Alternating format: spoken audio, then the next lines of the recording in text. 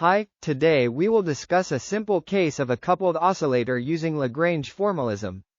Without further time, let's jump straight into it. The setup for our coupled oscillator setup is given in the figure. Here, we have two objects with the same mass, m, connected to a rigid wall with springs with spring constant k, and the masses are associated with spring having spring constant kappa. So, the displacements of the two objects from the mean position are given by x1 and x2, respectively. Their x1 and x2 are the generalized coordinates for this one-dimensional mechanical system. Now, we calculate the kinetic energy of the systems from the motion of the masses given by T. For the calculation of potential energy given by V stored in the springs, we use force from Hooke's law. After this, kinetic energy minus potential energy gives the Lagrangian of the system L.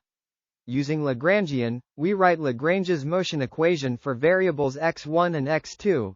After some simplification, we can see that the two equations of motion are coupled and can't be solved independently.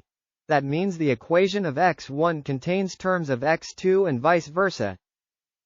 To solve this, we propose a new coordinate u and v, which we get after rotation of x1 and x2 by 45 degrees.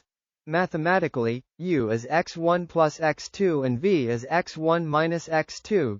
The inverse transformations are intuitive. After some algebraic manipulations of the earlier equations, we transformed the Lagrange equation of motion into u and v. The equations are independent of simple harmonic motion. In other words, we can see that in this rotated frame, the oscillator is decoupled. We know sinusoidal functions signify simple harmonic motion with angular frequency omega s and omega f, where s and f subscript represent slow and fast, respectively. That is, omega f is greater than omega s. A, b and phi s and phi f are amplitude and phase parameters of the solution, respectively. Now, using the inverse equation mentioned earlier, we can calculate x1 and x2. Now, to realize the solution, we plot x1 and x2 as a function of t by taking the other parameter constant. For this particular case, we use m is equal to 1, k is 4, and kappa is 0.5. Now, if we set b to 0, then x1 and x2 are equal and in the same phase. This solution represents the symmetric mode of oscillation for the masses. Similarly, if a is set to 0, then the x1 is equal to minus x2, which is evident by a 180-degree phase difference. This solution represents the antisymmetric mode of oscillation for the masses. But, when a is equal to b, then this leads to the formation of beats.